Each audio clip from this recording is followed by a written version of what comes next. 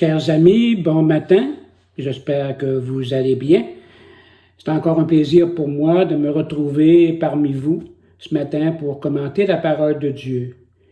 Comme vous avez pu le remarquer, comme vous pouvez le remarquer, j'ai placé un petit peu plus à l'avant-scène le Sacré-Cœur.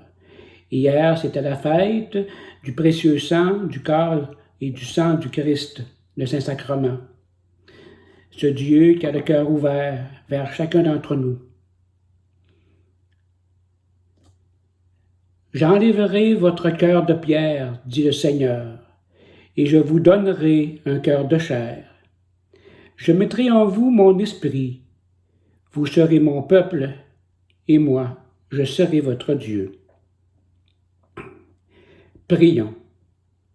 Dieu d'amour, transforme-nous par ton esprit d'amour. Que nos pensées deviennent tes pensées, et nous aurons pour nos frères et pour toi-même un même amour. Par Jésus-Christ notre Seigneur. Amen.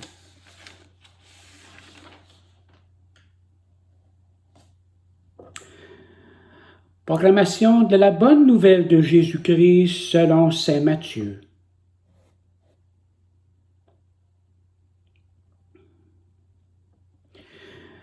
En ce temps-là, Jésus disait à ses disciples, « Vous avez appris qu'il a été dit, œil pour œil et dent pour dent.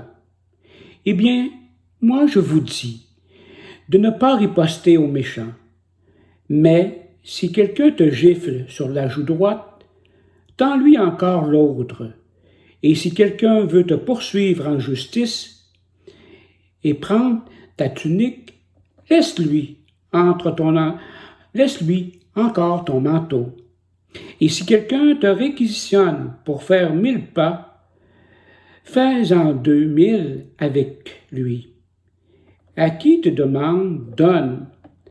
À qui veut t'emprunter, ne tourne pas le dos. Acclamons la parole de Dieu. Chers amis, cet évangile de ce matin peut nous bousculer, nous déranger, nous choquer même, si nous en restons à un premier niveau de lecture. Qui d'entre nous est disposé à attendre l'autre jour à quelqu'un qui le frappe?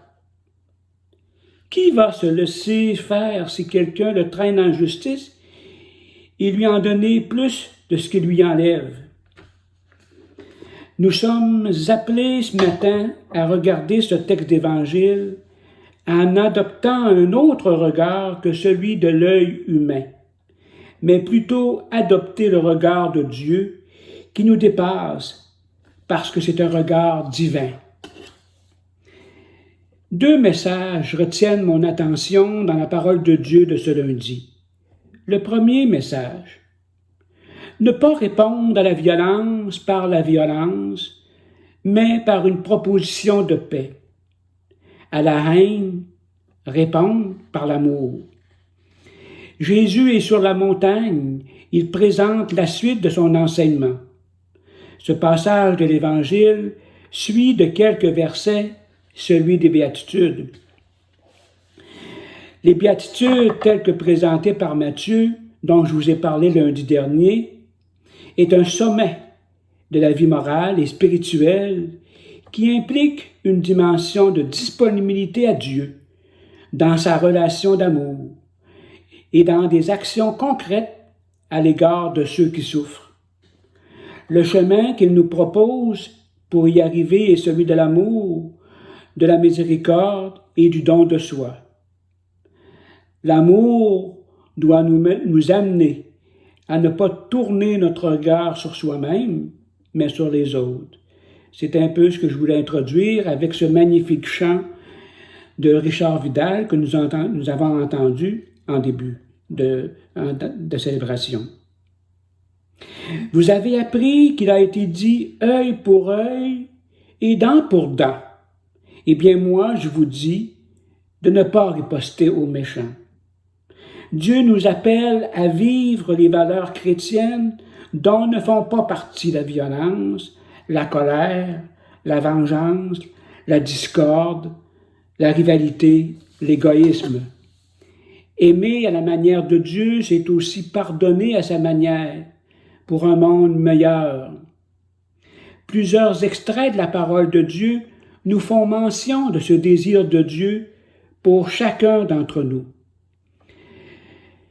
Supportez-vous les uns les autres dans l'amour, faisant tout ce qui est à votre pouvoir pour garder l'unité de l'esprit dans le lien de la paix, en Éphésiens 4:2. Pardonnez à ton frère qui commet des fautes à ton égard, non seulement 70 fois, 7 fois, mais absolument toutes ces fautes. Aime tes ennemis, prie pour tes adversaires et tes persécuteurs. Dans Matthieu 5, 39, 44, 18, 22. Nous avons connu dans l'amour à ce qu'il a donné sa vie pour nous. Nous aussi, nous devons donner notre vie pour les frères. Dans 1 Jean 3, 16, 18. Heureux l'homme qui exerce la miséricorde et qui prête, qui règle ses actions d'après la justice. Le psaume 112, 5, 9. Donc, premier message, un message d'amour, d'accueil de l'amour de Dieu d'abord et tourner cet amour vers les personnes qui nous entourent. Le deuxième message, c'est donner à celui qui a besoin. Nous avons vu hier dans l'Évangile de la fête du Saint-Sacrement du corps et du sang du Christ que Jésus s'est donné lui-même à chacun de nous, par son corps et par son sang. Par son exemple de don de soi, Jésus appelle à faire de notre vie un don pour ceux qui nous entourent. Si quelqu'un te réquisitionne pour faire 1000 pas, fais-en 2000 avec lui. À qui te demande, donne. À qui veut t'emprunter, ne tourne pas le dos, nous dit l'Évangile de ce matin. Nous avons connu l'amour en ce qu'il a donné sa vie pour chacun de nous. Nous aussi, nous devons donner notre vie pour les frères. Dans 1 Jean 3, 16, 18.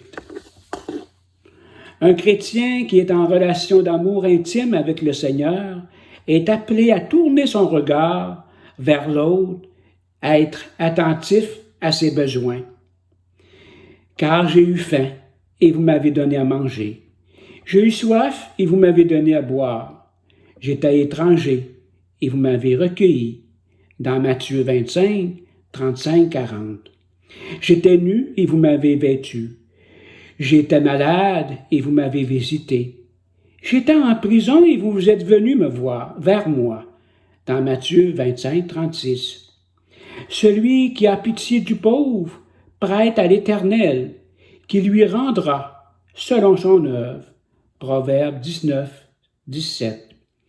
Donne à quiconque te demande. Dans Luc 6, 36, 30, 36. Mes frères, que sert-il à quelqu'un de dire qu'il a la foi s'il n'a pas les œuvres? La foi peut-elle le sauver? Dans Jacques 2, 15, 16, on dit ceci.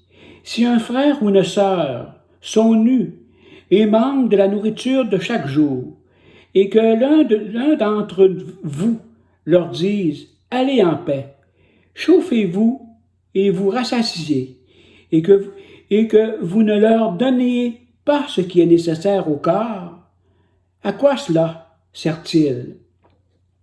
Il leur répondit, que celui qui a 2 tuniques partage avec celui qui n'en a point, et que celui qui a de quoi manger agisse de même. Dans Luc 3, 11. Si quelqu'un possède les biens du monde, et que, voyant son frère dans le besoin, il lui ferme ses entrailles, comment l'amour de Dieu demeure-t-il en lui? Dans 1 Jean 3, 17. Comme vous pouvez voir, chers amis, la parole de Dieu, à mesure que l'on parcourt différents textes, est remplie de cette invitation du Seigneur à l'amour de l'autre, à donner sa vie, à se tourner vers l'autre, à ne pas être indifférent à ses besoins, mais bien au contraire, à être là avec lui pour l'aider justement à survenir à ses différents besoins. Il y a un bon côté à la crise de la pandémie que nous apporte, malgré tous les inconvénients bien sûr. C'est celui de découvrir un grand élan d'amour, de solidarité envers ceux qui ont été fragilisés. Tout au cours de ce temps de confinement, et à mesure qu'on déconfine un peu à chaque semaine, des pages d'Évangile se sont écrites. Beaucoup d'actions concrètes nous ont fait découvrir ces pages de l'Évangile. Tous les spécialistes qui ont donné et qui continuent de le faire pour soulager la souffrance des personnes atteintes par le virus, les aidants naturels qui n'ont pas hésité à venir supporter les personnes malades, les messages d'encouragement envoyés aux personnes confinées, les familles avec les enfants qui sont allés sur les terrains voir à travers les fenêtres les personnes âgées dans les résidences avec des cartes d'amour. Certains artistes ont initié des spectacles pour aller divertir ces personnes. Quel beau message d'amour puis d'ouverture aux autres. Ce n'est que quelques exemples, il y en a sûrement beaucoup d'autres. Oui, la parole de Dieu nous aide à lire les actions de l'Esprit Saint à travers ces moments difficiles. Il nous ouvre le chemin de l'espérance. Vous savez, la parole de Dieu, c'est la première table, la table qui nous mène à la deuxième table, celle de l'Eucharistie, celle du pain et du vin, où le Christ donne son corps, donne sa chair, son sang. Mais la première table alimente cette deuxième table. Et elle est importante. Et à travers tous ces extraits de la parole de Dieu, nous redécouvrons ce qui doit être au cœur de la mission de tout baptisé.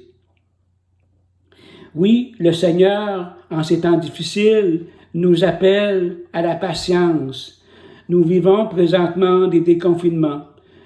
On n'a pas encore annoncé de date pour la rouverture des églises, des lieux de culte. On a tous hâte de se retrouver ensemble. Mais nous devrions avoir de bonnes nouvelles très bientôt. Chers amis, passez une belle semaine et on se dit à très bientôt.